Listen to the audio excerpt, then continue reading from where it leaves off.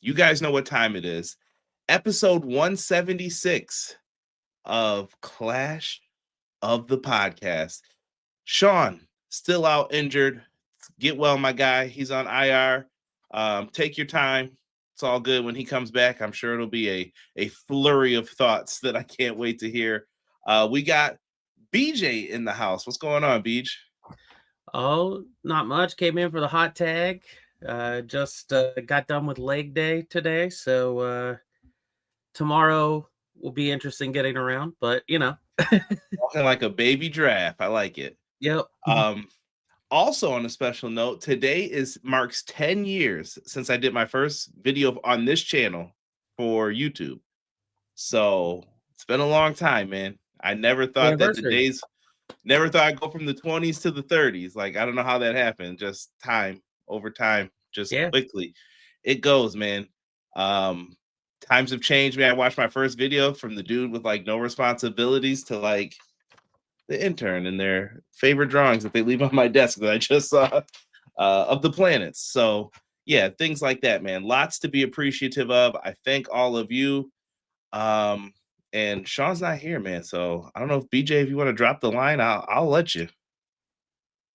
Respectfully to Sean, Conrad, drop that bit.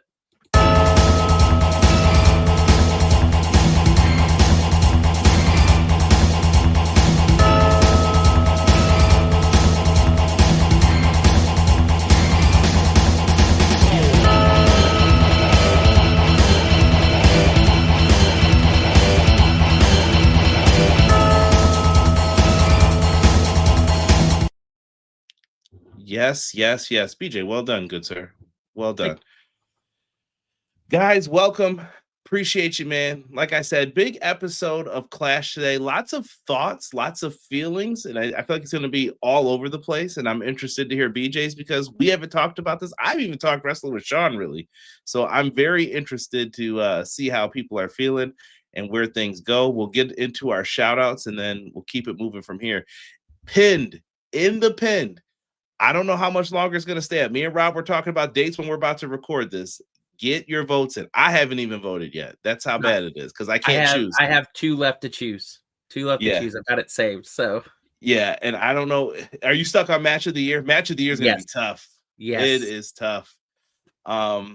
It's going to be a rough one, man. So make sure you're voting for the EPW awards. We will have it.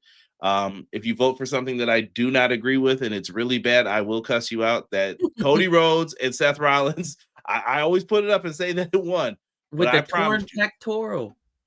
Never again do I ever want to see something like that. Hey, man, I'm just saying that Cena versus Cody match at Mania was pretty. I can't even finish the thought. You cannot. But yeah, make sure you guys get your votes in. And honestly, I want you to really vote for whatever you guys want. If you think it's an independent wrestling match, vote for it. I put some on there. Make sure that you guys are into it. I already started working on the 2026 ones. If you guys have thoughts, feedback, I mean, I'll take that as well. But yeah, that's happening. We've got some good stuff happening. You guys want to represent, man, make sure you guys go to Threadless. Make sure you guys are supporting Sean. HW Weekly. He has some pretty good gear up there. I'm sure Sean would be grateful for anything that you guys buy. And if you're rocking it, you're help promoting things. So that's easy. Over here, Everything Pro Wrestling, we got shirts up. I don't know if these sales are still up, by the way, for the record. I took these like when I first put them up. But make sure you guys go on over there and cop yourself some of these wrestling shirts, man. Even if it's not now, it could be in the summertime when you got a little extra cash, when you want a new shirt to add to your collection. Go over there and grab some of that stuff. Like I said, we got a variety of shirts. There's even the old ones up. If you prefer those, go grab yourself one of those as well. Doesn't matter to me. Cop yourself whichever ones that you guys love. And we appreciate that over here on Everything Pro Wrestling. Is there anything? BJ, you got a new thing going on. Tell the people about it. So last night I just did a test stream to get things back with my settings and stuff, but I'm officially back streaming on YouTube and Twitch. I'll be doing a video game stream tomorrow. What I did last night, which the replay right now is available on YouTube, I'm going to make it available on Twitch, was we watched some cable TV from another planet in this game called Blippo Plus, and I felt, late night TV, you're bored, you don't know what you're doing, you're just flipping through channels like the old days. Why not do that as a game? And so that's not what tomorrow's will be, but I'm just throwing that one into the mix on some random late nights when I don't have anything going on. But yeah, getting back into that. Outside of gaming, does it become more? I don't know yet, but I like doing wrestling stuff here with y'all, so I don't think that's going to be the case for me, but it's definitely going to be some games, and I'm sure there's going to be crossover of life and wrestling and stuff as we go along. So yeah, feel free to throw some of that in, man. I still want my title shot. BJ knows what I'm talking about. So yes. I am owed this. Greatest intercontinental champ ever in your eFeds history. Yes. Yeah, make sure you guys go and support BJ. BJ, supply me with a link and I'll add that to my ones that pop up here in the streets. Make sure you guys are signed up at the Discord, man. Discord.gg/EPW Hub. Let's get into it, man. Clown says, good afternoon, everyone. Clown, we appreciate you, good sir. Thank you. Welcome in here. I'm going to be breezing through these a little bit faster tonight just because I want to get stuff. We got a lot to talk about, I'll say. Quills, what's good, man? He's showing us some love, man. Back to enjoy episode 176, best wrestling podcast out today. Clash of the By God podcast. Hashtag EPW. Hashtag HWW. Appreciate you. Vinny. Oh, man. The only Vinny we like. Yeah. I love it. I love it. Happy Monday. Got my first flag football dub of the year last night, and now my Steelers in the playoffs tonight. God bless. And BJ, thank you for that. Links are coming in the chat for BJ right now. These playoff games, these wild card games, truly wild. Like I turned off the Bears game at halftime and saw one of my chats go off about it and had to tune back in halfway through the fourth quarter because I was just like, what in the world? Like, yeah. Listen, I'll take it though. Like they were getting wild, man. I'm hoping for good things tonight for you're a Steelers guy, right? Traditionally. Okay. This season, I'm always in the background, but some decisions heading into this season made me be like, I'll just observe more than be involved as a fandom. Tomlin's always in the mix, though. I'll say that. That's what I like about him and McDermott. And like they find a way to win, bro. They can have a team where you're like, how did you do Tomlin? this? He's been a great coach. So,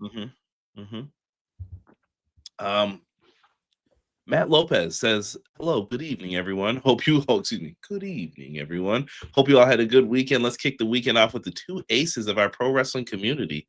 We appreciate that, man. And if he's not on today, I hope Sean gets better soon. Thank you for that, Matt. And thank you for always helping out, man. Great source in the Discord. Top tier modding over there. Always has the wrestling news could drop like 5 minutes ago, and Matt already posted it. And I'm like, well, I guess I'll be deleting this and just giving my thoughts. So he's on it. So, and I appreciate that, Matt. So thank you so much for that. Clown, thank you, good sir. T-Ferg, what's good, gentlemen? I hope everyone had a good weekend. I know Drew McIntyre did. 49ers versus Bills in the Super Bowl.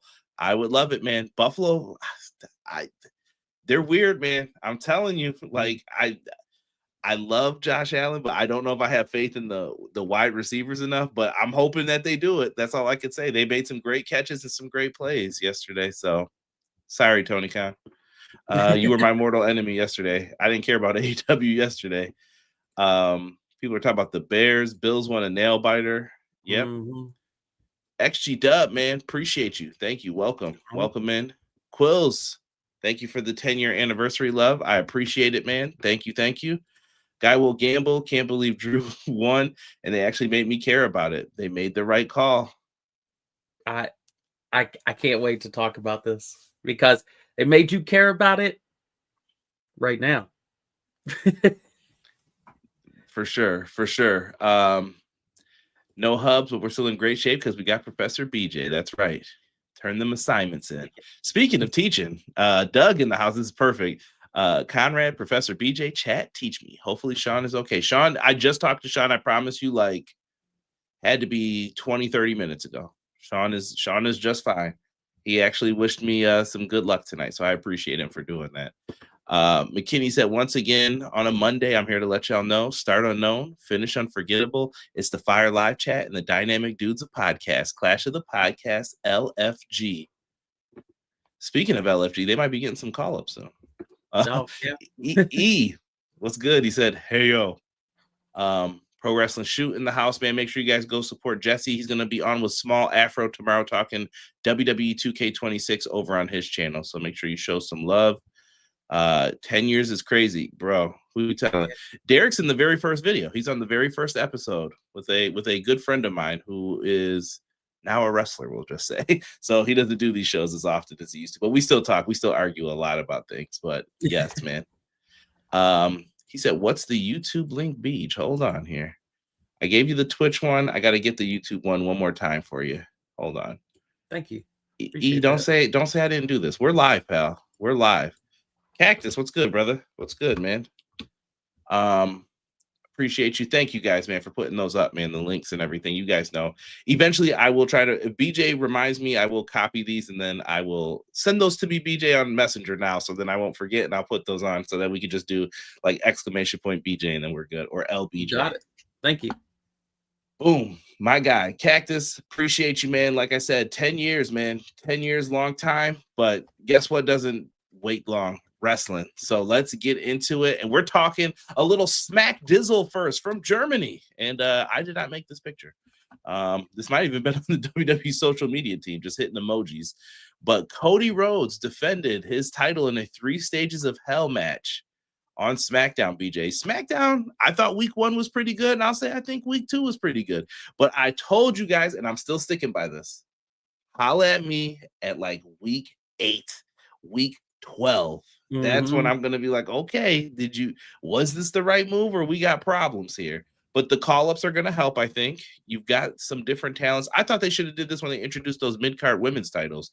The NXT women should have been called up and you could have been halfway through this already, but yep. I don't know. They waited. Your thoughts, BJ, on the 3 Stages of Hell match, and you can get into it. I got pictures of the finish and everything. People know Drew won. So 3 Stages of Hell, I was okay with when it came down to match time. Leading up to it, man, I was like, why didn't we choose something a little bit more advantageous and just getting, things going? But I also get, okay, we're traveling internationally. We might not have all the resources available to the things that we normally would. So I give them a bit of a pass on that. Match, I'm fine with that match. I have a problem with the ending, not with the winner, but with the ending. But overall, I thought it was a pretty solid show. Okay. Yeah. Do you want to get into the ending? Do you want to talk about it? I mean, he's right here. Right here. The Samoan werewolf, Jacob Fatu, shows up, beats down Drew, then gets into it with Cody, and in the scuffle with Cody, allows Drew to escape the cage. Now, the problem that I have is we know that Jacob got attacked, and Drew was adamant that it was not him, which led some speculation to believe that maybe it was Cody? Because we were teasing that he was going to end up towards the title. We never got an answer there. We had last year when Jade showed back up and went straight for Naomi. It's like, oh, okay.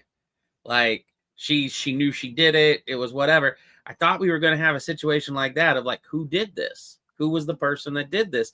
And instead, we got a non-answer on the return. And so much so that I'm like, are we even going to address that? And I think we should, but I'm afraid that we won't. I don't like those breaks in continuity. I hope that they do. I mean, to me, whodunit storylines are always fun if they're done well. One of my all-time favorite whodunits is the Aleister Black, Johnny Gargano whole reveal. And was it Tommaso Ciampa who did this? and you find out it was Johnny Gargano, and Alistair just kicked his head off, and I was like, that's sweet. A babyface did it. And Malachi was like, or Alistair, whatever you want to call him this week, just kicked his head off, and it was beautiful. It was great. Other whodunit ones that I liked when Ric Flair teased that he was friends with either Warrior or Savage, and then he really wasn't. Another great one. Like, yeah, I'm just lying the whole time, because back then they didn't do triangle matches or three-way dances. They were like, nah, I'm lying, but here's a beatdown for both of you. Me and Kurt Hennig, we got you. And then Macho Man forgets about it 3 months later and teams up with him. So yeah, good times. Good times, man. Absolutely. But I think that they should put some continuity on this. I just don't know which way they should go. You're a Cody fan, kind of. Me and you've had many conversations about Cody, Punk, all of our favorites, and our complex feelings with them at times. Yes. Is it time for Cody to finally turn heel? I know what Sean would say. Sean would be on here like Corny Rhodes needs to turn yesterday. Is it time for Cody to turn? And is the popularity finally weaning? But if it's not Cody, is it Punk? Is it Jay? Like, then who's the guy? Are you just going to call Roman back and just let him be the part-time guy? So we've talked to Cody, and we've talked Cody from early days all the way, and why, like, I still champion for Cody, even though I'm, still bummed about him not being with the company he was building, all that stuff. But he did what was best for him, and I appreciate that. Whatever, you do what you do, and I've supported. This is going to sound odd, especially with how the story's been, how the fan response has been, and everything. But my answer is no. Don't turn him. I don't think you have anybody. That's more so, like, in my mind, I'm like, that would be great for Cody, but that's like a selfish that would be great for Cody. If I'm the company, that's I will be the one in the room. Well, then who's the guy? Is it Punk? Punk looks like he doesn't want to really go that far. He's also older. One injury away from either one of these guys, and we're in big trouble then. Jey Uso's back in the tag team. You can't do that because WWE traditionally doesn't build around tag teams. I mean, if you did, it would help, but they're not going to do that. So who's the guy? Jacob? Or then I'm going to be like, well, you better push Braun or Oba Femi or someone right now. Like, you have no choice. But they don't put themselves in that situation. So sending also the salute back to Hubs, but in terms of doing that, I'll put it this way. If Cody were to turn heel, we talk about Cena. We're just comparing on the basis of right now, that's their guy. Like, Cody is who they're trying to push to be that person, right? Right. We wanted Cena to turn, and we wanted Cena to turn, and we wanted Cena to turn, and it wasn't happening, and we got tired of it, and we booed him. I'm not saying that this was intentional, because I don't think WWE ever intended this. But what happened in the times that we were booing him the most, when he was just being nothing but the clean-cut babyface? We got people who were heels that we started getting behind more and supporting more and caring about more. And we got Edge. We got, do you remember the sound when it was him that took off that helmet at One Night Stand and was the guy that made RVD the champ? Yes. That wasn't even his audience, but because of how often, he did us a solid that night. Batman doesn't eliminate his villains. He makes his villains get more of a reason to have a thing against him and become more respectable, because you learn more about them because they keep showing up. That's kind of the effect Cena had. And again, I don't think that was intentional. But knowing that has been the case now, why wouldn't we do the same exact formula with Cody? Because we've turned Roman before, back and forth, and Roman's a different animal, like a different subject matter all in general. He was not the Cena. He's not going to be the Cena, because that's not his lane, his avenue. He's outside of that sphere, so to speak. Cody's in it. Push him that way. And we want him to turn, because we do. I want Cody to have an edge. I want Cody to be more entertaining. I want Cody to, do it for him and have all these good reasons behind it. But who top fills burning those pictures shoes? of Dusty? Yeah.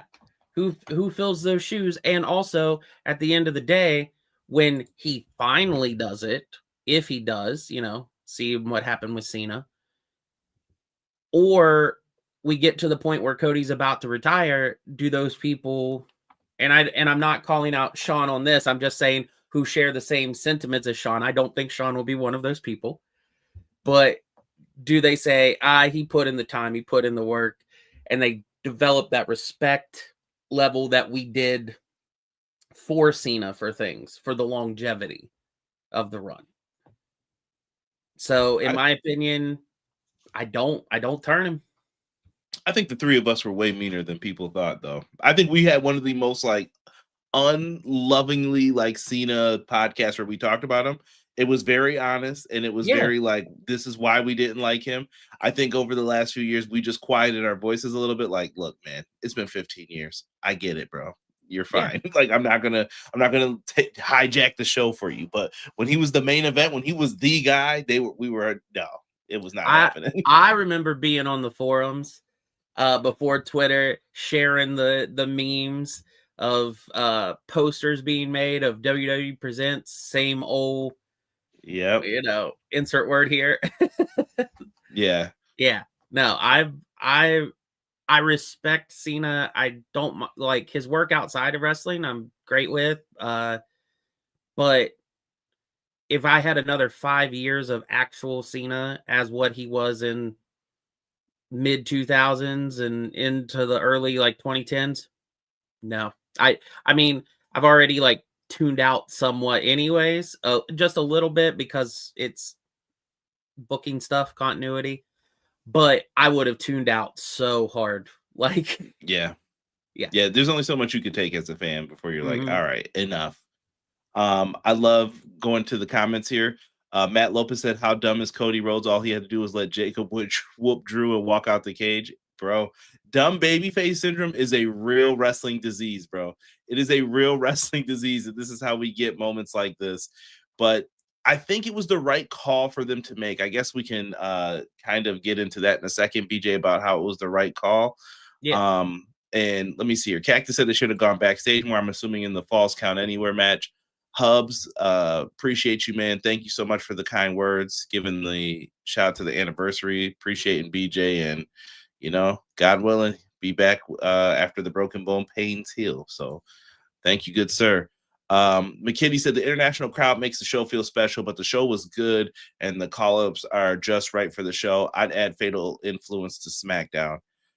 I guess we can get into that first, and then we can talk Drew. I mean, it doesn't matter to me. I thought the crowd sucked, honestly, on SmackDown. I didn't think they were that good. Maybe I'm wrong. I don't know if you felt I didn't think they were that good.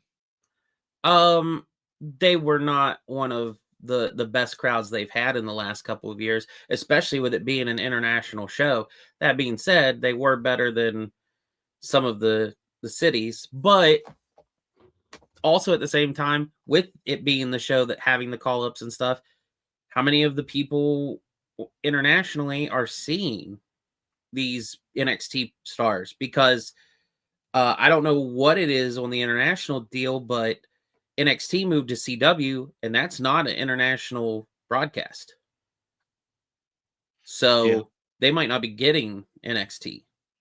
Yeah, which was one of the issues when you started splitting up how you distributed your television and having it in multiple avenues. Some people probably don't get CW as well. You got to think about the small things like that. Yep. And the call-ups, I think they're okay. We'll see. Like I said, I have fears for some of them. Like Jordan Grace didn't really need to be in NXT, and I feel like we've just wasted. One thing that annoys me, McKinney, with WWE is they waste my time, and then I get mad because you did nothing but waste my time. I can let you slide once. Like Nakamura, perfect example. I always use this example. He lost to Jinder, and I was like, okay, I can let this slide. There's a bigger picture. He wins the Rumble. AJ Styles is the champ. This is perfect. Okay, I can get with this. And then you had him lose and then turn heel, and then he never won the title. What was the point of all this? Yeah. And when I have to ask that question, then I got a problem. And then I'm like, I'm mad. And Nakamura was over. So don't say he wasn't over. Don't say Nakamura wasn't this or wasn't that. They went crazy for his theme when the guy played the violin out there for him during his entrance. They waste a lot of time. Obafemi is on my list. You cannot screw him up. You cannot. There will be heck to pay on this podcast.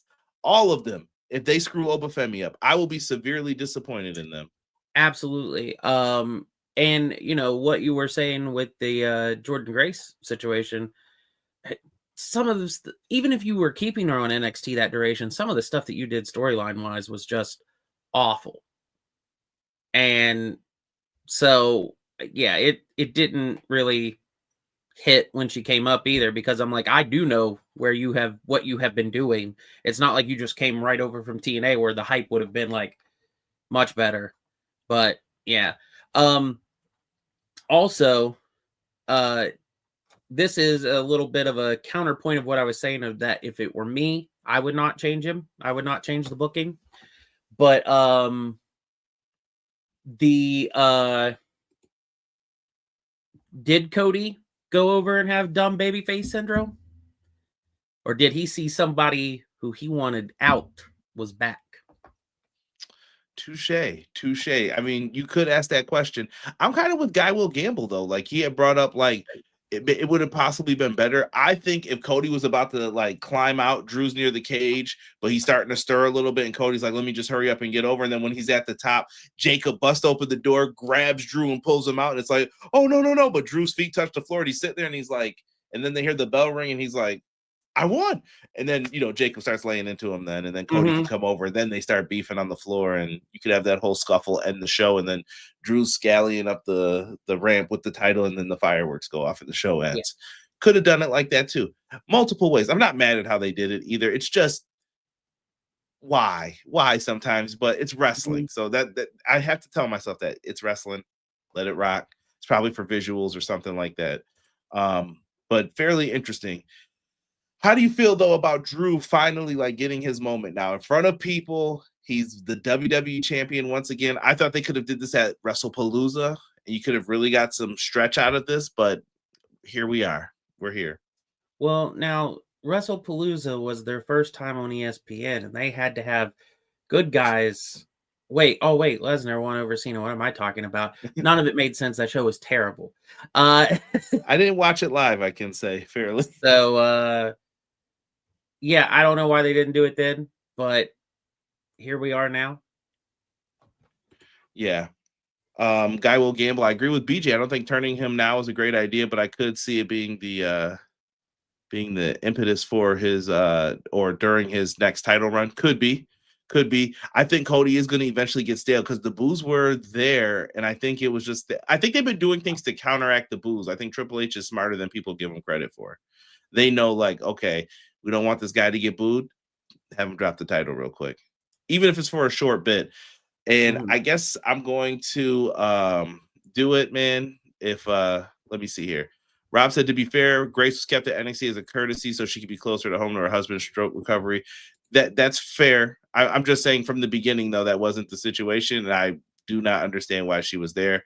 But she just 3 weeks ago, when Thea won the belt, there was a backstage segment where she was basically telling, like, being sad that she hadn't figured out how to win a belt yet, although Thea had. And I'm like, that's not Jordan Grace. Why do, like, it's a constant thing that WWE does, and I'm surprised it didn't happen with Oba. But Zarya and Jordan Grace, why do we have to make them human and relatable when they're beast of competitors, monsters that can destroy environments and people? And nah, we're just going to completely humanize them and make them soft. SAWFT. I want to do the dance, but I'm sitting down. And I actually liked Enzo. Heel Cody and ROH New Japan was fun. Yeah, for sure. Yeah. I'm not mad at it. Some people are saying whoop that Trick. Yeah. Listen, Trick could be the guy to go up against Mello eventually. We're gonna have to do the old wait and see what happens here. So I'm gonna ask the chat this question. I'm gonna ask BJ the same question. More of a buy or sell. How do you feel? I'm gonna ask you, are you buying on this or are you selling on this idea? Drew McIntyre keeps the title till WrestleMania. Is it going to happen or no?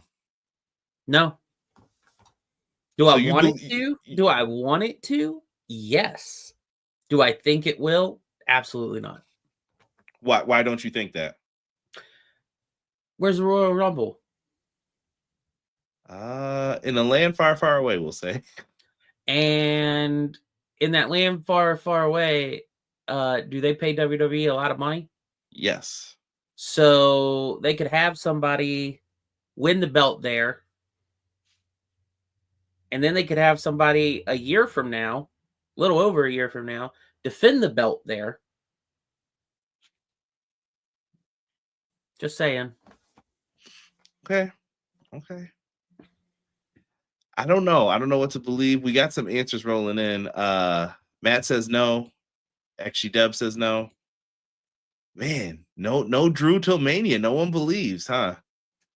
You can still have Cody versus Roman. If that's the match you believe it is, you can still have Cody versus Roman. And if you wanted Cody versus Punk, you could do it for the world title. I'm just putting options out there. Like, why couldn't you? I think Cody versus Roman will happen without a belt. Really? So you are you? So you think Drew's losing it at the Rumble to said person? Yes. Wow. What was the question? Guy Will Gamble said, "Oh, Drew to Mania. I don't buy it." Elimination Chamber. Drew drops the title. So okay, McKinney thinks it's Chicago. Sammy ain't sniffing the title reign until next year's Saudi Mania. Ooh, I don't know. Well, he's not winning the Rumble. Do you guys do you know there's Saturday night's main event as well before Saudi Arabia Royal Rumble? Do you know where it is? Where? Montreal. Oh. Just putting it out there. So that sounds like a good place for the babyface rallying cry in celebration that I am heading to Mania. Or, well, it's the Saturday night's main event is the night before the Rumble, and the winner is going to challenge at the Rumble. Right? That's what they said. The four ways are so there's 4-way qualifiers. Yes. Then there's going to be a 4-way is the Saturday night's main event? Yes. And then the winner will face so in Montreal, you rally up. Then you're going to go to the next place, and can he rally up again is going to be the story. I mean, and it keeps him out the Rumble, so then you don't have to have people believing like he's going to win. They know what they're doing. Just like when Bryan Danielson got eliminated and Shattered Dreams popped up, they knew what they were doing when they did that. It was all planned. Yeah. They didn't want Rey Mysterio getting booed again. Yeah, is it Saturday night's main event the week prior? But yeah, we know who's getting the title match. I believe so. Yeah, and there's certain people who I'm just like, yeah, I think Trick's gonna end up winning. Dog, I don't even want to talk about Rey Fenix losing. If this was somewhere else, I know I'd never hear the end of it. He's so good. Why aren't they utilizing him more? Why he's on there every week? He's the next Rey Mysterio. Well, guess what? He's at a better place. I got no words on this one, man. It's just where's that tag team reign with him and the Lucha Bros? Where's that tag title reign? I do think that could be the WrestleMania match, though. Where's that feel good tag team steel cage match win? Where's that amazing intro? Where's any of it? Yeah. Somewhere else. Sammy getting a shot after winning the Fatal 4-Way in Montreal, but he loses at the Rumble. Sammy wins money. See, that's what I'm thinking. Sammy might win Money in the Bank as well. I'm getting my Roxanne and Sammy are my favorites for Money in the Bank right now. Like January, like the beginning of I'm calling it. I think it's Sammy and Roxanne win Money in the Bank. But I do think they have Sammy lose. Sammy's the best seller that they have. And by seller, I mean like all regards of it. Like getting beat up. He looks so pitiful. I always feel bad for him. I'm like, come on, Sammy, get up, fight back. Rey Mysterio, same thing. Get up, fight back. He knows just enough to do without being a Dolph Ziggler. He knows how to sell, but at the same time, all right now. I can't make you look good all the time, kid. All right. That's right. Yeah, and then wait, who's that jumping out the sky? Rey Mysterio. Rey's probably got a AAA title reign in his future, we'll say. For sure. Anything else you want to talk about that SmackDown had happened? Has Jade Cargill defended the title yet? Anybody? She's got to have one defense at this point, right? I can't remember if she has yet or not. I don't know. McKinney says Phoenix causes Trick to lose and goes on a feud until they do a best of 7 bold prediction. I can't see that happening.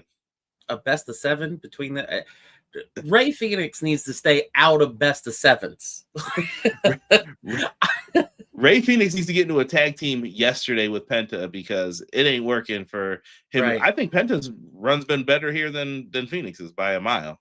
You know, not to go back to other things, but we just saw the Elite do it one more time in a trios, and I still feel the same way I felt after that best of 7. Like, seen it. Like, let's move on. Enough.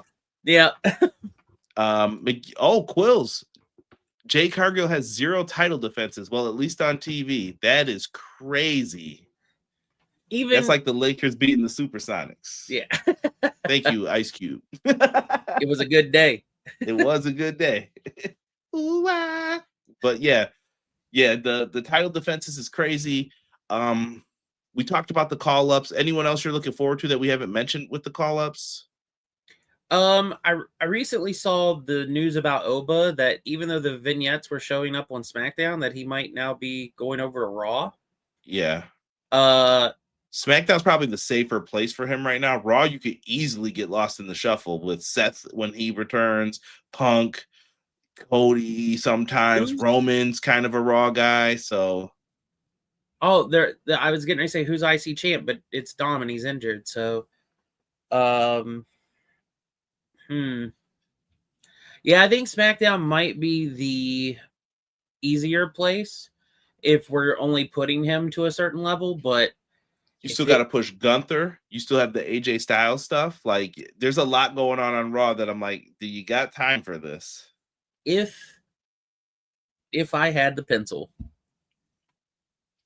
you know how we were setting up and everybody saw the Braun Breaker rise and thank you. And saw the Braun Breaker rise and he's gonna do it. He's gonna beat Punk. I thought he was, and then Can we talk about what happened on Raw today? Yeah, go ahead. Okay. Breaker's been suspended indefinitely. Yeah. On Raw, that happened at 2 p.m. today, so don't think we're giving out spoilers. It already happened like hours ago. But yeah. So he was suspended. So what do you mean? Adam Pearce is getting in trouble. Paul Pierce, I said Paul Pierce. Paul Heyman knows what he's doing. Mm-hmm. Why don't we touched him first? Yeah. Why don't we hot swap that idea real quick? Surprising Oba, just instantly put him as champ, and then your dynamic completely changed. You still have all those people. You still have Punk. You still have Gunther. You still have AJ. But now I'm this young guy who means business, and I came from nowhere, and so now it's you guys and your dealings against me. But Are you the old guard, and can you stop the new guard? Right. McKinney says supposedly WWE's high on Oba, and I like what BJ just said, and that's why I brought this one up right away. Oba Femi, I agree too about him going to Raw. Put him on SmackDown. Dude, Oba could win the Rumble easily. Yeah. He could just come out and win the Rumble. Truce being champ till Mania can make things so interesting. Like, we got this going on. We basically know what's going to happen on Raw, I feel at least. It's going to be Punk, Rollins, and Breaker in some form of a 3-way or something's going to happen at Mania. Forget all that, dog. That's the counter to your predictability sometimes is a bad thing. No, I don't agree with that. Like that's fine. It makes sense. It's okay. Is No, the it match makes going to be sense. good? Maybe not. I don't know. But I think Braun's going to have to deliver in that match, and I think you crown him. He should have won the title already. I would have just did it on Monday personally. I just thought, let's see what happens. And then I would have had him beat them both too at Mania. Like, sorry, you guys. My Oba idea only exists because of him Braun not winning last week. Yeah, and I say just give it to him, man. Make zero sense on the fact that he was on SmackDown with Cody Rhodes and interacting with Drew McIntyre. Just saying, yeah. They might want it. Like I said, I hope Triple H is paying closer attention than they used to of this. With everything else that happened, is there anything else on Raw you wanted to mention while we're here? We saw the Oba vignette there. What else happened on Raw? Any more? Stephanie Vakura's leg is busted up, and she's not defending the title, but they're trying to feature Liv and Roxanne for the tag titles are number one contenders for the tag belts. Yeah, Bailey, Lyra. That's gonna be like a 4-way mix or something for a little bit here. I wouldn't be surprised if we get like a 8-woman tag coming up for that. Yeah, I can't think of anything else. Gunther and AJ, I think, had a really good match. If you guys didn't check it out, I like the finish to it. I won't even spoil it for you, but just check out the finish to it. I thought it was interesting. You could kind of play that off what they did there. I know some people might say it was stupid too, but at the same time, I'm like, yeah, you can play that off though. I feel like it's one of those ones where it doesn't happen as often, so I can let it go. And think about this. If you're an athlete and you're used to training, right? Let's say I have you running basketball laps. BJ, you're doing I can't even say that word. You're touching the line, running down and back, down and doing back. Doing on live. Yes. Yes. And while you're doing those, eventually I'm like, yeah, BJ, do 5 more, you could get a water break. And then you just, you're on the 4th one. And I'm like, you know what, BJ, just go ahead. Are you not going to run and get off that as soon as possible to go get the water? You're not going to be like, let me wait to make sure it's real. No, you're going to be like, I'm done. That's how I viewed it, like athlete style. So let me see here. T Ferg says, with Oba, Trick, and Carmelo in the picture, do you see a future for the Street Profits, or do they move to another promotion? I don't know what happened to the Street Profits. Me and Sean were talking about this before like when we were on the show together last. Like, what happened to them? Where did they go? Like, they had a story about them like possibly breaking up. BFAB, we're here. Done. Like, never heard from again. Yeah, I feel like I don't wish this on anyone, but with as long as they've been gone and everything, like, I wonder when that next set of names come out. I hope. I'm actually fearing for that, because with all these call-ups, they're going to have to make room for... Let's talk NXT while we're here. Forget it. NXT is screwed, in my opinion. Oh, yes. Dude, absolutely. The men's... Why is... If I'm Ricky Starks, I'm like, why am I not called up? Why am I down here with Lexis King? What are we doing? Like, what are we doing with Lexis King? Well, I'm over it with him. Well, yeah, no, I'm just saying, like, he got Ken Shamrock belly to belly suplex and lost. Tavion Heights has got better position than this guy right now. It's a rat Rizzy, and I'm a Brian Pillman Jr. fan. Like, trust me, I promise you guys. But I think, I shouldn't say a fan. I saw hope in him. Like, I saw something there, and I was like, I think they can do something with this kid. But I don't know what went sideways here. Yeah, I have no clue. Small thought to interject right before we get back to this, because it cracked me up and it's just stayed in my brain. Instead of calling those things on here, because we can't say the words, that running activity, we should just call them Curry Mans. There we go. The Curry Mans. So get down there. yeah, I'm going. All right, anyways, but I think I'm officially at the point with NXT, and maybe this is just me, but like I have pulled back on my WWE on, like, I keep 100%. up with things, but like there are people that I know I've seen matches, or I've tuned in and I've watched, or I've checked this, or I've checked that. After these call-ups, like, there's a lot of people that have shown up in the last like 2 months on the show that I'm like, I don't recognize that name. Yeah, I couldn't pick out who that person is. And they're in like weekly spots now. But like it's because of how quickly it happened. And some of them coming from Evolve, okay, some of them coming from LFG, all that stuff. Like I don't take LFG as credible at all. So I've never watched one episode. Yeah, and so it just NXT feels like a very weird place right now to me. So I have not liked it since they did the 2.0 stuff. Honestly, NXT lost like a lot of grace with me from that moment that started, and I saw it. I was like, "What is this?" Like I felt like it was trying to be AEW, and I was like, "Nah." With the color scheme and everything, I was like, "Nah, I'm good on this." Yeah, and it just didn't feel right.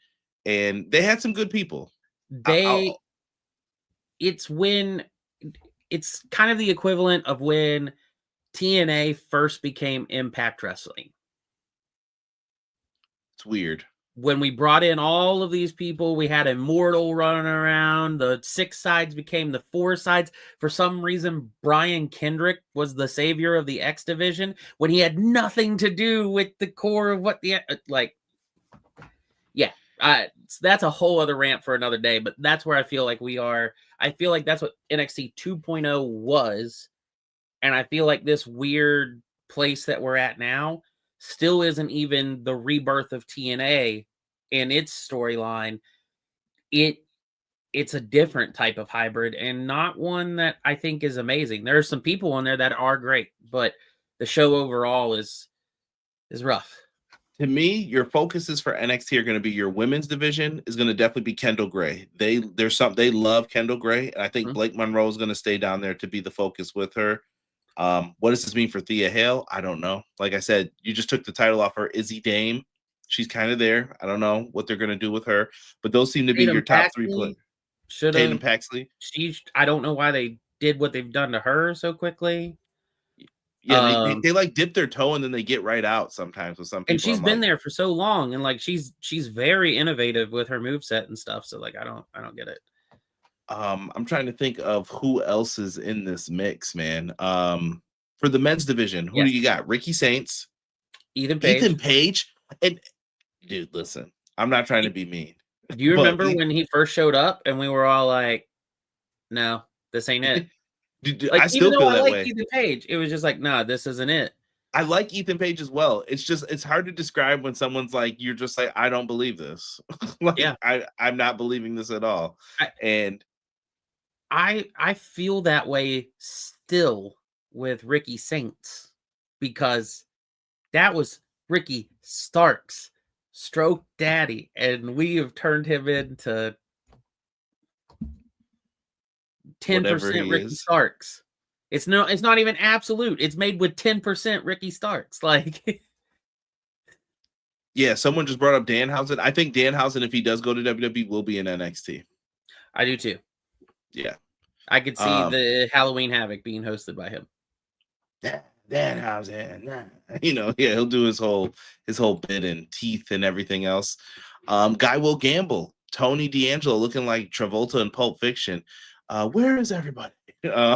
Here's my biggest thing with him. How come every time he shows up since he's returned, there's not been any crowd reaction?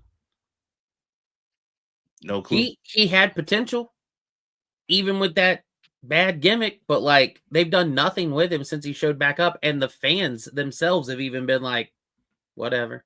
I told people a long time ago though. He could not do that gimmick on the main roster. Is Cody Rhodes going to let him throw him in the trunk of a car and then take him across? No way. There's no way. Not unless guys aren't going for this. Not unless he's a new member of the Horsemen. Like, yeah. That's my boy. Get up there. Get him, Cody. But it's just not going to work, man. I don't know, man. Matt even said the only person I care about from Evolve is Kendall Gray. Yeah, this is just going to have to be people stepping up and trying to fill in spots. And I think they'll do it. I'm not saying like, oh, this is the end of NXT. I'm just saying it's going to be a little bumpy in the waters for the next month or two until we get to like stand and deliver. So we'll see. Lexus is on Evolve and TNA, but NXT is going to be fine. A lot of guys are ready to take spots. Tony D, Sean Spears, Ricky Saints, and more. All right, y'all down on my show. Don't make me bite back. Listen, bro, Sean Spears, I ain't going for it either. I'm not gonna lie, he's another one. I'm like, nah. I like Sean Spears. I wanted Sean Spears to even do better in AEW, but that minute that he had that match with Dustin Rhodes On the pay-per-view? Yeah. Yeah. That did him in, man. Oh, you think so? It just showed like, nah. It showed what Cody said about him when he came in. That's a good hand. Man. Listen, I think Sean Spears is a tremendous talent. I'm not saying anything like horrible. I just don't think, like I said, there's someone's got to hit the ceiling. Everybody ain't gonna be the world champ, and I just see that, and I'm like, nah. And like I said, I don't think Ricky needs to be down there. Ricky is the clock is ticking, my boys. Like, make a choice. What are you gonna do? And you're calling up people who are 20 years old to Raw, and you're like, Ricky, you're going to stay back. And listen, I'm not saying that don't call Javon up, because I'm a big proponent of, you don't need to wait to put the title on this guy. Give him the belt. Give him the championship. I think Javon Evans should have been the person leading NXT. You could have did that and said, I want to see how you lead an entire roster. This is your show now. But they didn't go for that. So I'm like, okay. Jada Parker should be back this week, I believe I saw as well. I hope it's the Jada Parker that I know and have saw the promos of, and not whatever the last year of her has been. I hope so. People are talking about Marcus Mathers, Aaron Rourke. Yeah. These are just people on like the WWE ID contracts and stuff like that. Marcus Mathers pretty good. Like, they have people under these contracts. Call them up. I was gonna say, like, when I'm saying who, it wasn't being the disrespectful. I thought it was. It was genuinely like, I've not seen those names, and this is where I'm starting to feel like my disconnect with NXT. I'm like, have these been people that have actually been on the show that I've just not seen? Like, yeah. I thought you had some of the love right there when it comes to the Snap famous. Nah. Yeah. Ethan Page is killing it in NXT and AAA. If he's killing it so much, why isn't he up there with Chelsea all the time? He should be up there with Chelsea. I will give him that. He should be, but they're not doing that. Yeah. Like I said, dude, I want you to just visualize, is Ethan Page going to be up there beating like Rey Fenix? I mean, it wouldn't surprise me at this point either, but like, you got Trick Williams in them in those spots. Like, is he going to be beating them? I don't see it. So to me, he's going to end up being Trick Williams. No, but I could see him beating Phoenix at this point. He's going to be in a weird spot. That's what I'm saying. He's going to be like mid card or lower mid card, like lower card. Could I see him being U.S. champion? Sure, but who's he beating for it? McKinney's not feeling this NXT talk. I think. BJ, what do you mean about Jada Parker? I like Jada Parker when they let her be a little bit more unleashed and have a microphone and be able to like speak without it feeling so scripted. But everything they've done since that one mishap, and I get it. But you talk about the attire mishap? No. Which mishap? There was some language that flung out in a promo. I must have missed it. See, so I don't watch NXT every week. Like, NXT will be like, I caught it, and then I'll be able to say like, okay, I know a little bit what's going on, and then I always tune into the pay-per-views when they put them on. I'm like, okay, who's the person to care about here? But yeah, that's just where I'm at with NXT. I can't say too much. I agree. I don't know who that Jada Parker was last year.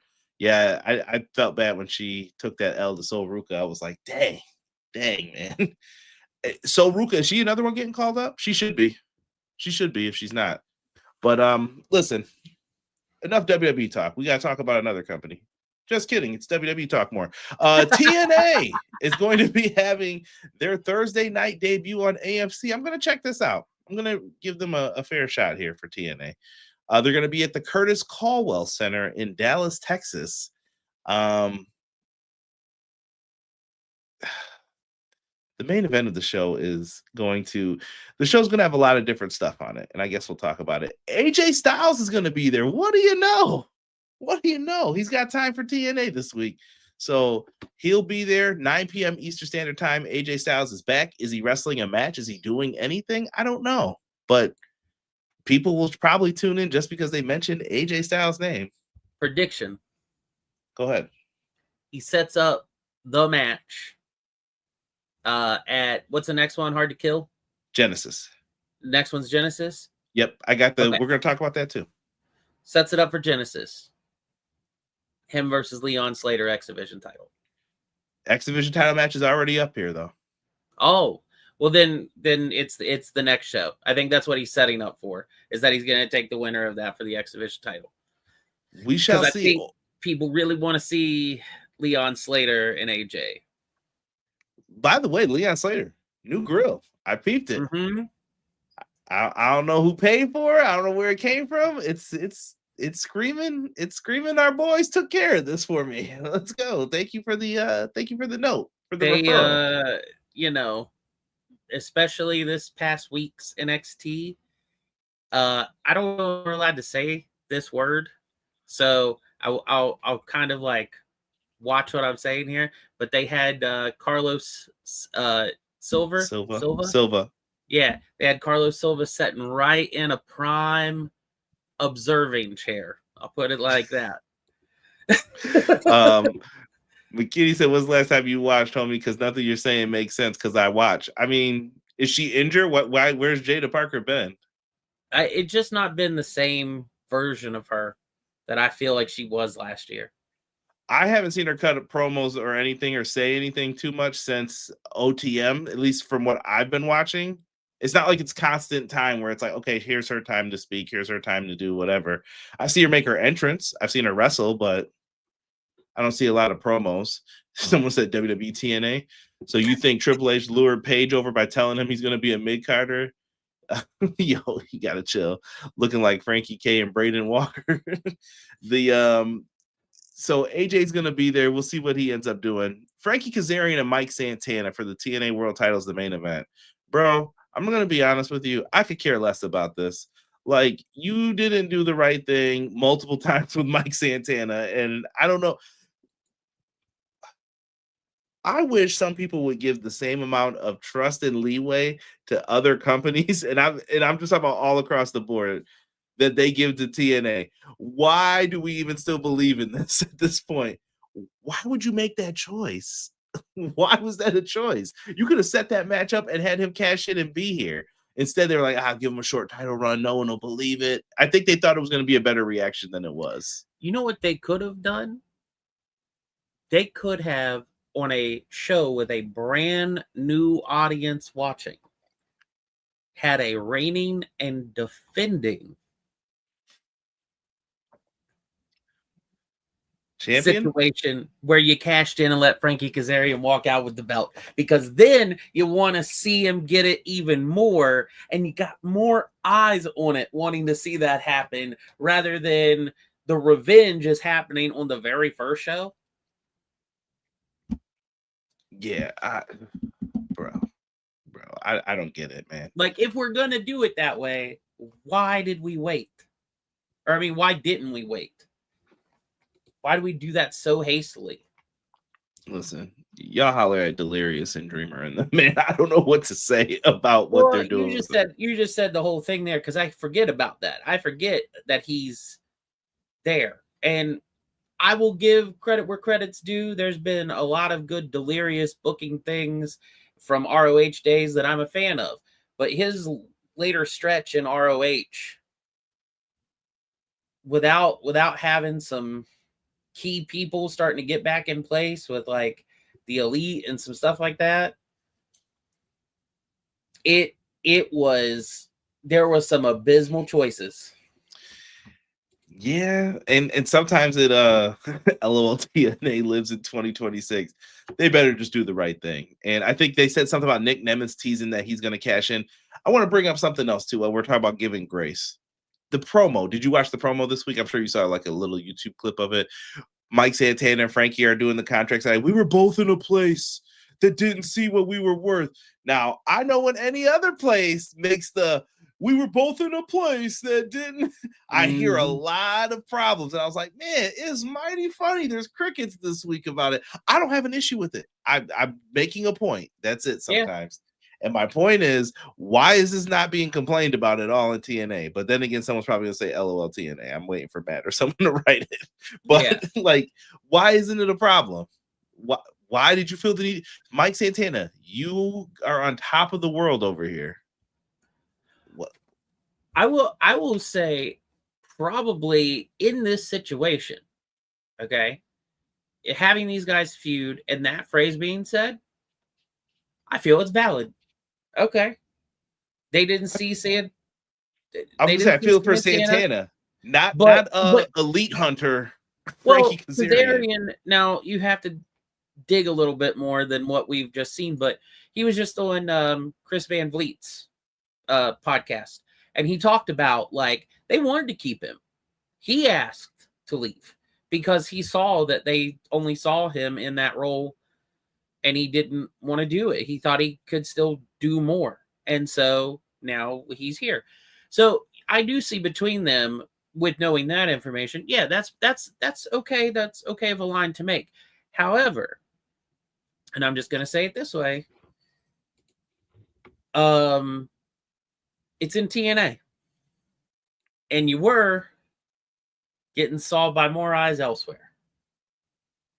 So your place on the card's higher, but is the scope of your realm bigger? You bring up good points, BJ. McKinney said, did he lie, though? I'm assuming you're referring to Mike Santana. Mike Santana didn't lie, though, but Business Kyra is going to give you two different answers. Conrad in charge of AEW. Should we give Mike Santana a chance? No. Why not? I wish I could say more about some of these people sometimes. You have to look at someone's full track record and try to understand, well, why have they been out? Where have they been? When people are injured and things like that, they're going to think, no, they were supposed to be the second ever AEW tag champs, Santana and Ortiz. People don't know that. Hangman and Omega ended up getting it because issues that happened. And I know you could say, well, that's happenstance. It happened twice. Yeah. He got injured. I don't have time for this. And there's a million other people trying to ask Tony Khan, like, please give me a chance. Give me a chance. Wardlow's back. Like, there's too much going on for this. Like, I don't know if I have time to give you a chance. Could he put him on Ring of Honor and did something with him? Absolutely. I'm sure he wanted to keep Mike Santana as well. I think he wanted Santana and Ortiz to be a tag team because that's what he hired them to do. And they're like, well, we don't want a team together anymore. If you're Tony, you're like, well, that's not what I paid for. That's not what I wanted. So he didn't get that. Put yourself in Tony's shoes. Now, Conrad running TNA, Mike Santana wants to come in. Oh, yes. Today, Junior, come sign this contract. I got money for you. You will be the world champion instantly. Yes. So he didn't lie, but you also have to like view it from. These are not the same. No matter what people tell you between AEW and TNA, they are not the same. It's not. It's. And yes, Kazarian was the first AEW tag champ. Yes, he was. Him and Scorpio Sky. Mm-hmm. I can tell you that, and this isn't a disrespectful thing. It's just optics. It's literal ratings. It's attendance for shows. It's building its longevity of companies and everything. And I'm using TNA's longevity with where they've been on networks and stuff, considering. If you're big in TNA, you're a big fish in a smaller pond than you are if you're big in AEW. So those frequent on TV characters on AEW, even if they're not champions, are at a higher stature than some of these top people in TNA currently. Because unless you're coming from another place, the way that you're getting exposure and your name out there right now is like Leon Slater by showing up on NXT and WWE programming. And those are the people that WWE is going to pull. So what about all the people that are still there that are only being on TNA? And I say no disrespect to this because I like him as a wrestler. I dig his stuff. Steve Maclin, he's not being shown. He's not being put all these other places. He's a good guy. He's an upper card. But he had a contract opportunity. His main event run was cut too short, too, in my opinion. Yeah, I agree. And he should still be there. He should be like the second or third top guy. Exactly. And he's not, but he's also not being on NXT. He's also not getting those shots on WWE. So people will know who, the that same level of the card is in AEW, where they will not on TNA. And it's just because the eyes aren't there. The optics aren't there. They're not seeing it because it wasn't on networks that allowed them to. And I think you brought up a good point about them taking people. Let's just look right here. I'm going to bring this up, this image, and I want people just to think seriously. To me, Mike Santana is the guy you need to be building TNA around. Mm-hmm. The Hardy Boys are the draw, and your future is Leon Slater. Leon Slater could be plucked at any moment. Mike Santana is good as gone as soon as WWE says, hey, you ready to sign that? That TNA patch is coming right off, and it's going to say WWE. The Hardy Boys, you don't know when the moment could come. One bad bump, you don't know what could happen with them. And I'm not wishing that on them. I'm just saying the Hardy Boys could retire. They could say, you know what? We want our last match to be in WWE. Thank you guys so much for this. We're out. And the Hardys have done a lot for TNA. Don't get it twisted. Like, they brought me back to watching TNA when I stopped for years. And I quit watching TNA before this. and BJ knows. Like, me and Derek used to talk. We've been talking about this for years. Like, yo, you should check out TNA. Mm-hmm. Kazarian, listen, veteran, awesome pro wrestler. I just don't know if Kazarian being the world champ is ever going to happen again. Ying Ling, or the former Xia Li, like, yeah, but we need more. Like, the Knockouts division is the weakest it's ever been in years. I'm just fearing some of the things that could potentially happen from this. And like you said, and look at who just debuted, Jake Doyle, Jake something. Mm-hmm. He was in TNA for years. He wanted to do more. They never used him. And this is even on Scott D'Amore. I like Scott, but they didn't use him a lot. I don't know what the reason was. There had to be some type of reason. Maybe they were like, well, he doesn't want to sign a long-term deal. Well, this is why, because guess what? When Tony Khan came a calling, he was like, peace, I'm out. Yep. I'm good. I'll do that then instead. I'll go team with Mark Davis then.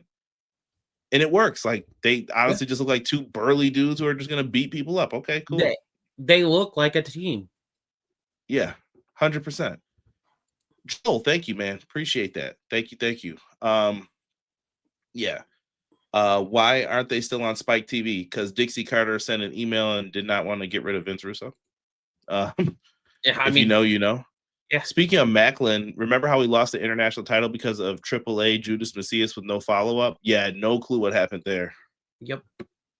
On AJ Styles going to show up, what about R-Truth, Nick Aldis, Chelsea Green, many other ex-TNA talent showing up too? I don't think you're going to get that much. Maybe like week to week you might see someone show up like that, but I would love if they'd let R-Truth be there as Ron the Truth Killings. They couldn't even do that for like 3 weeks in WWE. I know, but it would be so good if he cut his hair for what? Minoru Suzuki didn't last too long, man. What was that?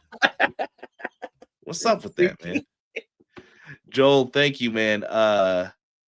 Kevin, he says, my problem with TNA's roster, it's weak. Ooh. See, I don't even think that it's weak. I think with TNA specifically, you brought it up when you showed up that graphic. There are too many people that is either they're on their way out the door, and this is treading water on that ending, like, you know, one bad bump with Hardys or something. But also, when's that call for the Hall of Fame induction and one last match for the Hardys? I bet they're gone. I bet they're gone from TNA then. You got young people or young, like, upcoming talent like Leon Slater anytime. Santana anytime. Kazarian, he's going to be there, but he's been there and he's on the other end of his career. Or it's Xia Li, who they let go. And so you've got a roster of people where you probably have 10 names who tried and true, probably just straight TNA. We can make them be something, but they're in a position where WWE will say, you know what? I see what you're doing here. Let's let them have a match on NXT. Let's bring them in. We want them, and they're gone. Same with AEW though. They have more money than you. Like, listen, you're talking. I know people wanted to laugh at AEW's TV deal, but that's millions of dollars. WWE has billions of dollars. Mm-hmm. TNA was like, please give us 10 million. Like, they were like begging, like, yo, 10 million. I'm not. You know what? Good for them. They utilize WWE's relationship. It's probably the best relationship WWE's ever had with someone, where someone came out on top. But you don't have the juice yet. Like I said, you need to focus. Clown brings up a good point. Bear Bronson, focus on Bear Bronson. Try to keep him, because I don't know if WWE is going to take him, because what's Bear Bronson's main type of match? He could do a death match really easily and do it. He's a good wrestler too, but I don't know if TNA could have him be different. But since they're in the WWE like system, they're not going to showcase him like that. They even said like no more blood and all that. And I'm like, but you had some great bloody matches. Like, why wouldn't you? Yeah, I don't know. You're limiting yourself in a way. Him and Mance Warner could have a great like death match setup. So yeah. Kevin says bring Karrion Kross, Matt Riddle, Dakota Kai, and improve your roster. Depends on if they want to go too. Yeah, that's very true. I was gonna mention it earlier. It was just something from the news. You know who should go to NXT? Whether they're in a spot where they end up like a Shawn Spears, or you actually like do something with them for a while. How about the man who won the main event at Ring of Honor's Madison Square Garden show? Matt Taven, who is no longer with AEW. And it looks like he's going to NWA. I can't believe it. Like, Colby Carino is too. I don't know what happened with that. Like, I'm curious to know the situation with, like, why did Colby Carino not sign with WWE? What happened? Yeah. Did EC3 leave there? EC3 has gone to. That's who I think TNA should sign. Bring back EC3. Oh, EC3 should have been the OG MJF. Trouble. Like, come on. And guess what? He showed it with NWA, and he would do the same thing again with TNA. He would be a TNA guy. He would be someone I would believe. He would be someone at the top of the card. And I don't think they're going to turn around and pull him again to WWE, nor do I think he would go after what they did to him. Make him be the EC3 he was back then. Sold. I'm in. Do it. If you can do it all the way, and he's still got to be like, and you know what? Call Dixie up and have Dixie manage him for like a big pay-per-view match or something. Even if it's promos where I made a call to my Aunt Dixie, and just even if it's incorporating that, like, come on. It works. I still think him and Matt Hardy's like double turn is fantastic. One of the best I've ever seen. So. Yeah. And you know what? I didn't watch that back then, so I don't know about the term, but I saw the aftermath of it, and people were trying to tell me. I was weirdly enough at that point in time, even though it wasn't a super big time for them, I was so invested for weeks over that whole thing. And so when I watched it happen, I was just like, are they really doing what I think they're doing? And it was so well done. So well done. T-Ferg, Eric Young is still there. Bobby Roode works for WWE and has. He ain't going nowhere. McKinney says, if anything, it'll be an exchange of talent. WWE takes TNA talent. TNA gets the WWE released and unsigned. It keeps them in the system, and they just keep adding and recycling. I mean, yeah, but if WWE didn't want TNA big, then that makes TNA stagnant. Evolve Junior. Yeah, you're just going to be stagnant. You're just another hub off of like AAA, TNA, Evolve, and then if you get called up to NXT, you're good enough. But if not, this is where we just put you for now. You know what I mean? You're a good hand. If TNA offers EC3 the bag, remember nothing is cheap. Yeah. EC3 is teasing back, bringing back the 1%er character. Hell no to Dixie. I'll never watch it. Then you have Team 3D come out, put her through the table. Then Bully Ray's like, I'm working in creative with Tommy from now on. We're gonna do big things. Things are gonna change. We're running the Garden next year. Just be a fan. Just be a fan. Yeah, we'll see what happens, man. Center the company around Mustafa Ali is a great signing for them. Cedric is too. Those guys should be in the main event picture, though, in my mind, or at least the X division. Like, put them on top, man. What's next? Aces and Eights. I like parts of the Aces and Eights story, though. It wasn't all bad. D-Lo popping back up was cool. the early parts of Aces and Eights was all right. Yeah, towards the end, I got lost. I was like, wait, why is Mr. Anderson here? Does he want to be here, or is it no? Eric Bischoff knows how to play guitar. Guys, Saturday, January 17th. That's this weekend. We got TNA Genesis. I'll be watching on Triller, but I believe you can also watch on the TNA app. And if it were me, I would definitely try to put this on AMC. But if not, head on over to Triller TV and check my friends out over there. Make sure you guys give this a watch. Here's what we got on the card thus far, BJ. World Tag Titles, Hardys versus the Righteous.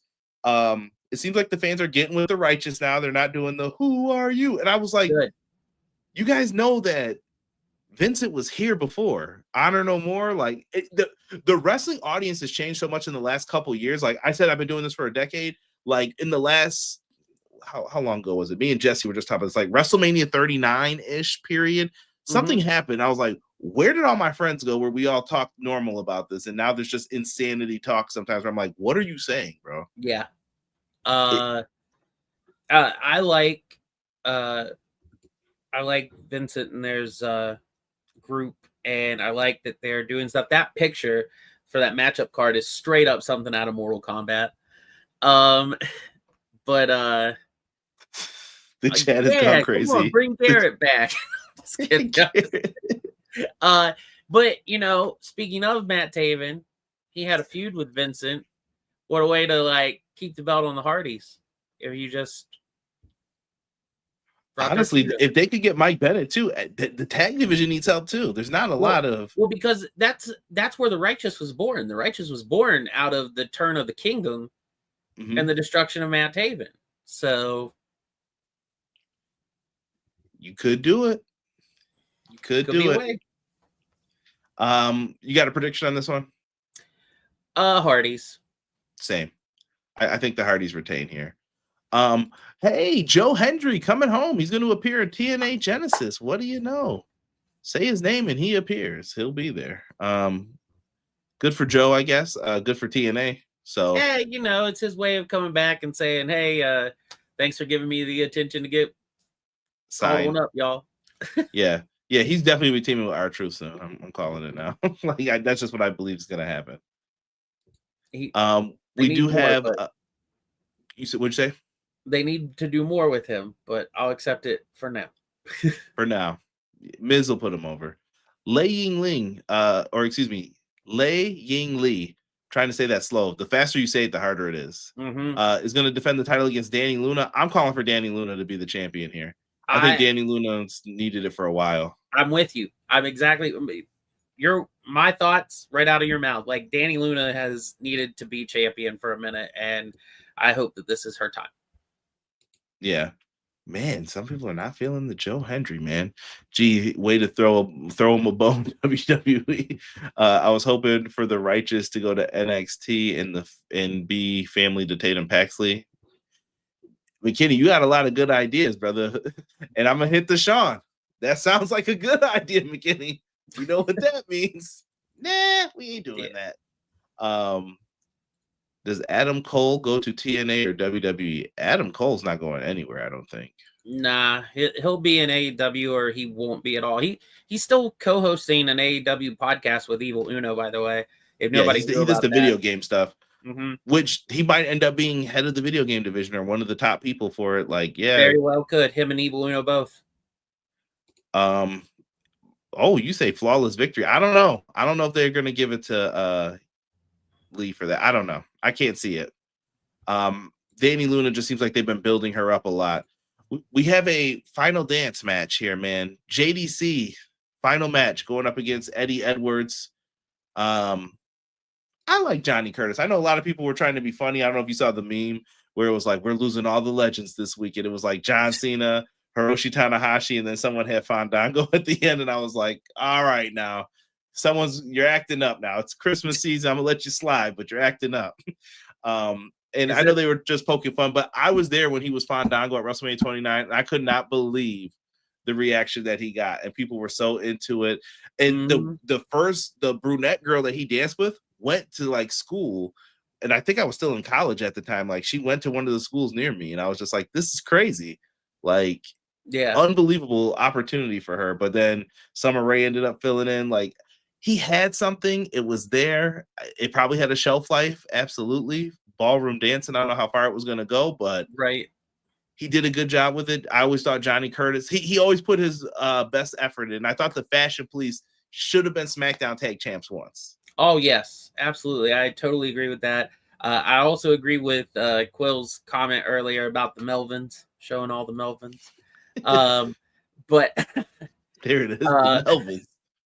But yeah, no, JDC, I was cracking myself up because I'm like, is this where Jericho shows up and gets his lick back right before he leaves? Walls of Jericho, yeah, baby. Honestly, Jericho signing to TNA in a perfect world, if they had the money to, I think it'd be the best thing for Jericho. But Jericho's too savvy. Jericho's going to sign with WWE and then make the appearances there. Like, hey, you need a champion in TNA? I got it. Like, I can see him being the guy to beat Mike Santana or AJ or someone. Yeah. Oh, hey, AMC has all these tie-ins with like The Walking Dead and all these other franchises that I could go and either get acting gigs on, or I could co-host some shows about them or whatever. And hey, Axis, you want to show the Fozzy band tour stuff since TNA's not on anymore? Like, because they show all the old bands on there. It's like, yeah. All right. You know, the only band to play Wembley like twice, wasn't it, or something like that? Like, cut it out now. Cut it out. I think him. And you know what's crazy? I think him and Tony do have respect for each other. I think it will be shown one day, but Jericho's doing the right move, I think, for him. Oh yeah, I agree with that too. McKinney said a one-off in TNA would be cool. I think he becomes TNA champion, McKinney. And I'm going to say this: Rey Mysterio is going to beat Dom, and I wouldn't be surprised if Jericho goes over there and I'm the AAA champ. Jericho will be the only person who's ever been the WWE champion. You can say Intercontinental, Tag, European, all those titles. AEW, WCW, technically. We get into use the last WCW champion. ROH, AAA, TNA. That's a crazy career resume. Like when you hang him up, I'm like, dude, certified, like top build Hall of Famer. Mm-hmm. Like he could definitely be the head of a class. Oh yeah. Yeah, no matter how much Jericho annoys you, got to give it up for that.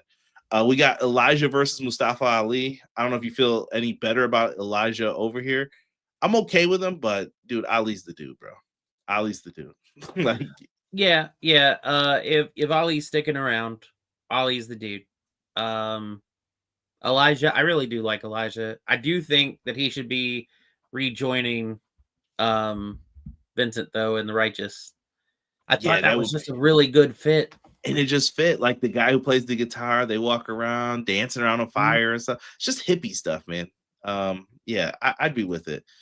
AJ Francis, another good signing, I think, for them, going up against Rich Swann, the homie Rich Swann. I don't know if I personally think this is where Rich Swann, like, he's getting beat down, bro. You think? To me, AJ's the bigger star out of these two right now. I like Rich Swann, but I just think that they've passed on Swann's time. I think maybe you get BD out there, but they're going to eat some choke slams. And I think you got to make AJ look strong here in this.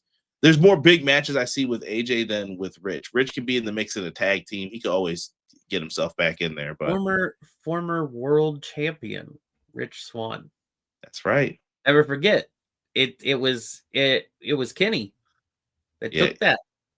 Kenny had him gasping for air, bro. Kenny was working that night. No one could stop Rich Swann until Kenny Omega showed up. And Rich Swann wasn't even bad in that match. I'm just watching the cardio and I'm like, dude, Kenny Omega is working, bro. Yeah. And Swann looked tired, and it was a beautiful match. He made Moose step up his game on that stuff. And ever since, Moose has been on a different level ever since that point in time. Speaking of it, Moose is in that X Division Championship match. Now, I think McKinney had mentioned it in the chat before. If I got it wrong, I apologize. But Myron Reed was supposed to face Leon Slater on this episode. But if you guys saw, they did not renew the contract of Kay Kelly, we'll just say. I don't know if I can say that other word. And it's funny that match just disappeared. And I haven't heard anything about the Rascals on this card. Just kind of disappeared. So, and I've heard rumors that people want the Rascals as well. Cedric Alexander, Leon Slater, and Moose here. Do we see any type of title change with the mess going on here? No. I say keep it on Leon as long as possible. Leon is the man. He is Mr. X Division Jr. And I think very soon we will see, the king of the X Division facing him. T-Ferg, he was the Intercontinental Champion in New Japan. That title Yeah. no longer exists because of copyrights. Ali should be TNA World Champ by Slammiversary. We know how Slammiversary goes.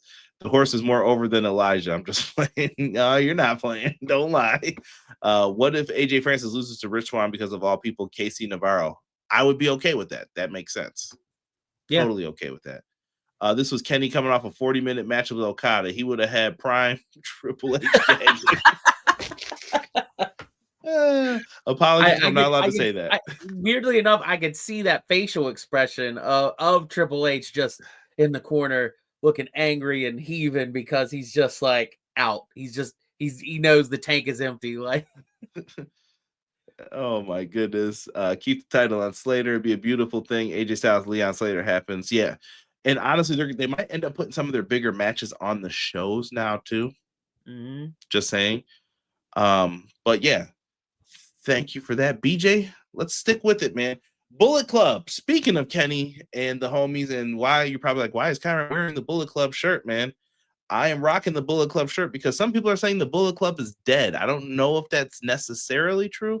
I have an idea in my head that could keep it alive, but BJ, I feel like some of our earliest memories of like talking wrestling together was just about the Bullet Club, like back in the day. A lovely group of lads there. Favorite iteration of the Bullet Club, and like what do you think here, man? What are your memories of the Bullet Club? That is a tough one on my favorite iteration. I have to say it is probably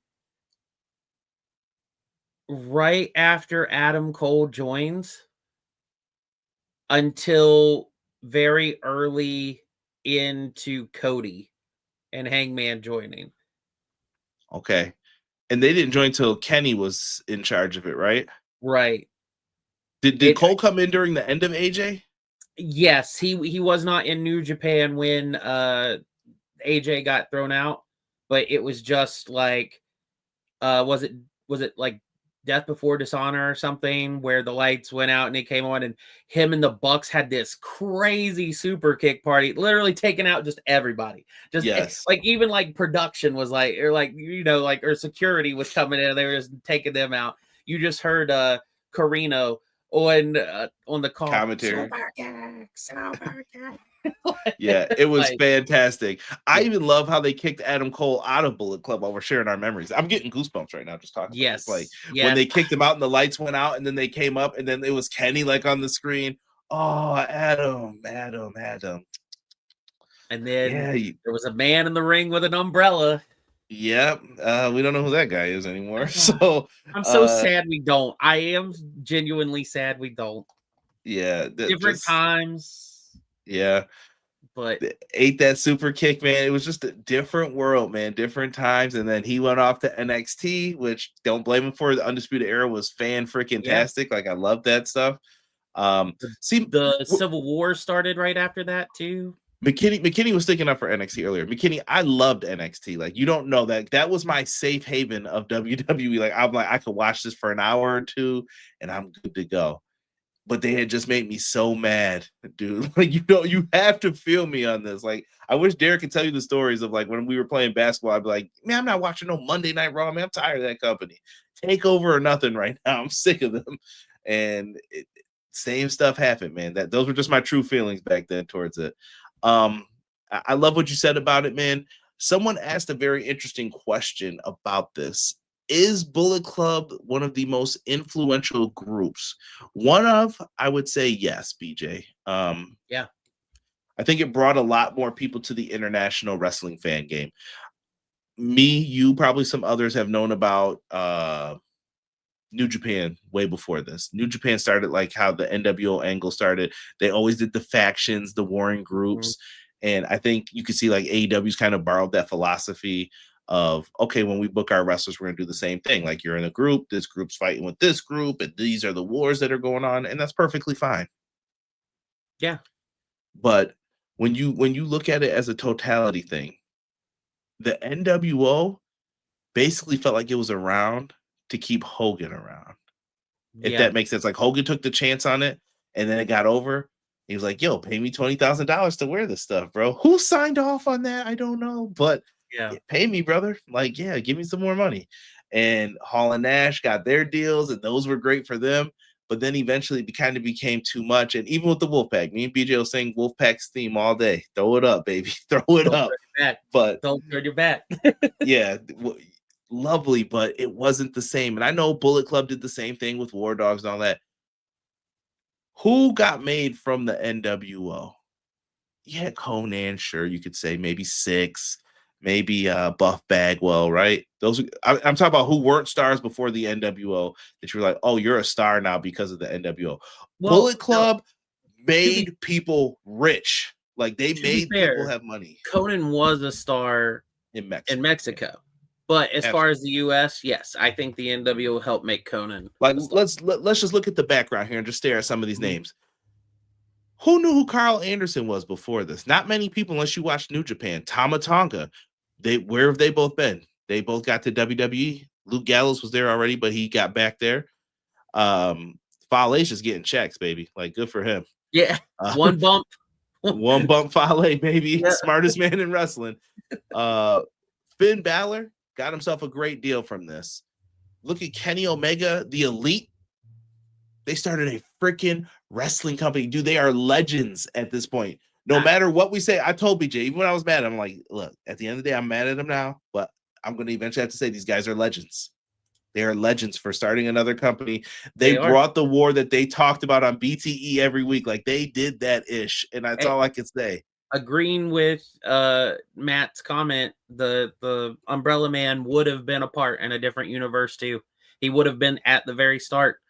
And who knows, even at that point, just because of the Elite and their agreements with New Japan and stuff, if we wouldn't have saw more Bullet Club then, just based off of those kinds of things. But Max Moon was who star. We never saw him as Max Moon. Cut it out.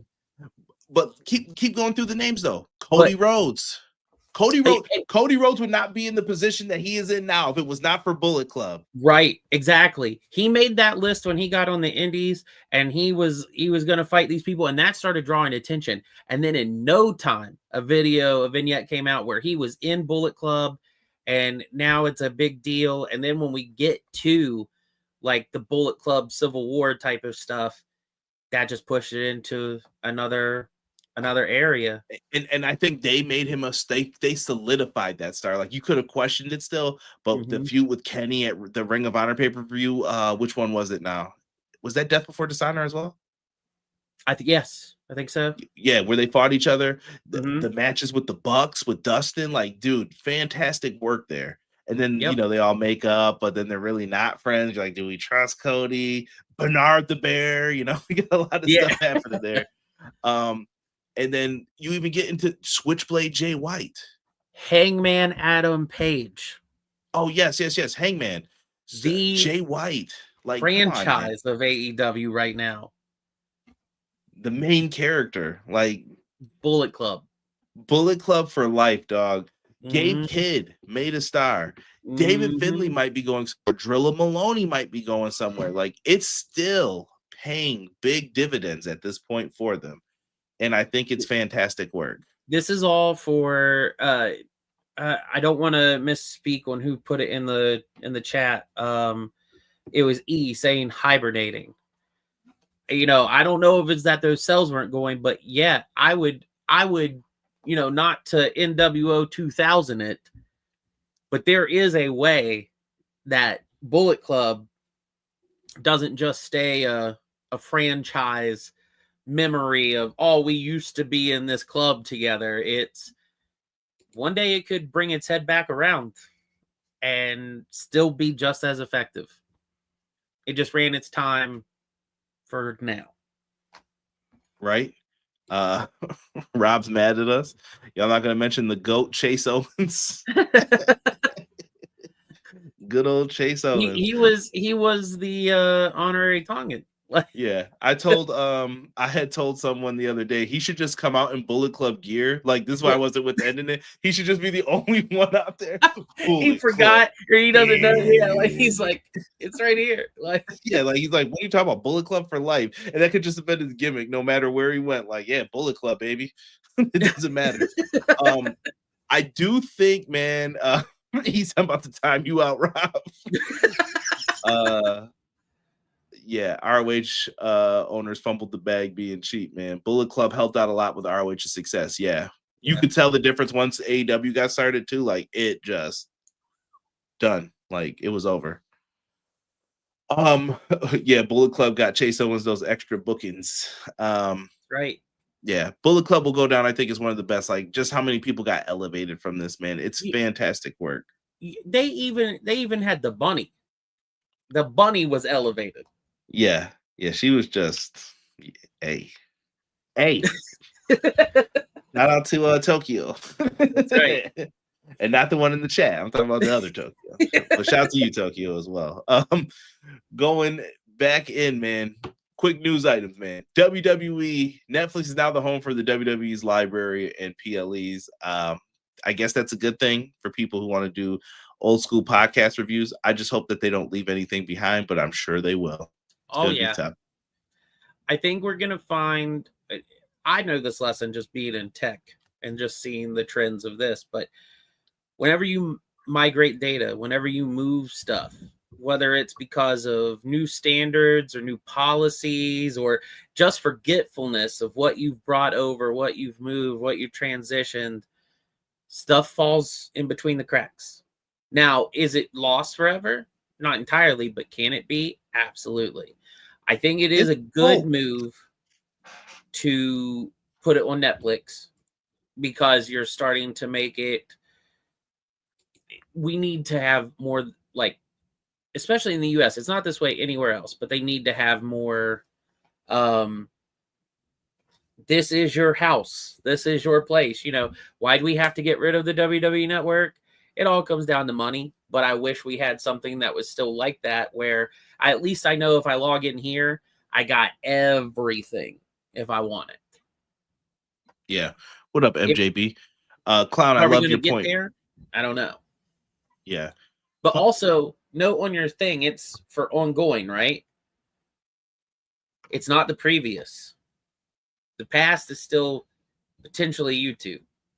Correct. And I think that's what's going to happen with Matt mentioned the ECW content. There has been an ECW channel and tag for a while. I'm following it. And when I first did it, there was only like 200 people following it, but I think they knew. Like I search for this stuff sometimes. I'm like, yep, there it is. That's going to be the channel right here because it looks just like the WCW one, and they're going to upload the stuff onto there. And are you going to get it all? No, because some of the stuff's going to disappear. You're going to be like, what happened to Super Brawl 2000? I wanted to watch that. It's my favorite pay-per-view. And people are going to go looking for it, and it's going to be gone. But then it'll pop up again next year around the same time. Like, here's Super Brawl 2000. Watch it again. Oh, I need a live special this time. Here's Clash of the Champions from 1989 again.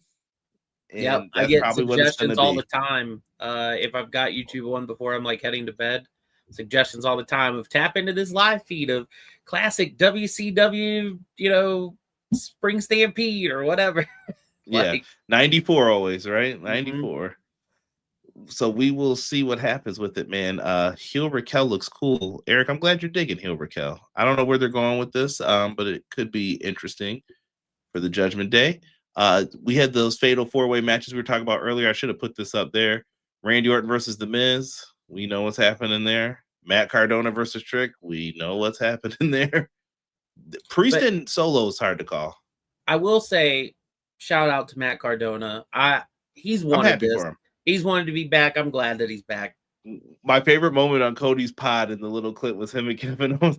The indie guy. The guy talks about WWE in every promo. I'm like, yeah, he wants to be back real bad. Woo, woo, woo. I remember when someone used to be like, when Triple H like, guys are calling me every week to come back to the WWE. We're like, all right, take out Matt Cardona. How many calls are you really getting, bro? How many calls are you really getting? It had always been his dream. He worked himself back there. I'm happy for him. And you know who else I'm happy for? Maki Ito, the cutest in the Yes. world, no longer unemployed. I don't know why. I should have wore my Maki Ito Army shirt. Exactly. Maki Ito has signed a full-time contract with Stardom. Good for Stardom. Yes. It's the wave, man. Happy for Maki Ito. Derek will probably have words. He is not a fan, but I know. Maki Ito is going to be back in the place. Stardom is where it's at. I appreciate it, man. And shout out to AEW Fan Hub for that picture, man. Really, really dope. I think they got a podcast coming out tomorrow, AEW Ignition. So make sure you check that out. Speaking of AEW, WWE possibly interested in Powerhouse Hobbs. How could you not be? How could Tony, you not be? Tony, you better hold it down. Wait. What is that? What is that I'm remembering? They passed on him. They passed on him before. Even when he debuted in AEW, that guy was going to be money. How did you pass up on him before? Zero clue, man. Until that phone call gets made. Hey, I heard you work in AEW. You want to come do some NXT shots and get some reps in?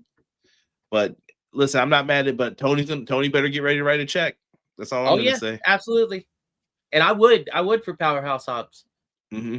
You got to find something for him to do, and something where you're going to elevate him though, and really, really use this guy.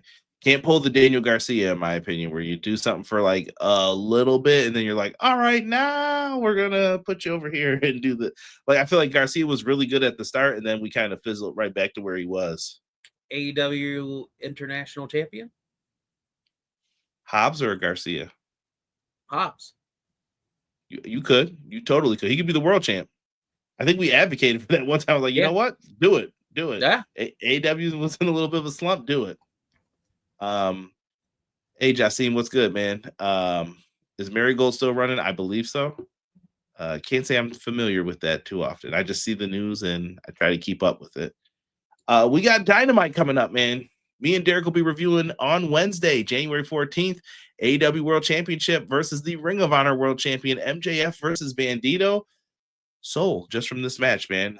They got some other matches lined up. Kenny Omega's returning. We got a big women's trios match happening. Lots of good things on this show, man. I'm excited for Maximum Carnage this week. Yes. I always love that they got to use that name too, because I love that game growing up as well. Yeah. So. Great video game. Great. Difficult, but good. Yes. Alex, thank you for joining us. Welcome. Or if it's Dr. Alex, welcome. Or if it's supposed to be Dark Alex, welcome. Yeah. Appreciate you guys so much for it. BJ, anything else you wanted to talk about or throw in there, man? No, man, I think we covered all the bases tonight. Obviously, still shout out to Hubs to get better, and excited to see you all get back at it and ready to catch up on the review from last week for AEW. I'm a little bit behind on my AEW. So I'm about a week and a half behind right now, which is abnormal for me because normally that's the one I watch every week, but weird timing in the universe right now. So yeah, I'm going to get caught all up with that by Wednesday, and I'll just be with you guys in the chat and then on streams. Appreciate it, man. With that being said, man, like I said, make sure you guys show some love for Hubs. If you guys are in there, Derek Alex. Okay. My apologies. There's a lot going on in there. All right. Yeah. DRK doesn't leave a lot. My co-host Derek spells the name the same way. Tough. But I appreciate you. Thank you for telling me how to properly say it. With that being said, go up. It's pinned in the YouTube live chat right now. Go vote on the EPW Awards. Me and Rob are about to get ready to do this darn thing and announce it. And I find it's always a fun show. It's not always like our highest rated show, but it's fun. I'm just curious to know who won, who did what. And we're going to be out here doing our votes. Thank you, BJ. He put it in your Twitch again.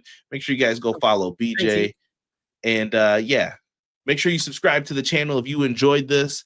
And make sure you check out some of our cool videos afterwards. BJ, thank you for filling in, my brother. I appreciate you. And to go ahead. quote Hubs, evil never prevails. That's it, folks. We'll see you guys next week for another clash. Peace.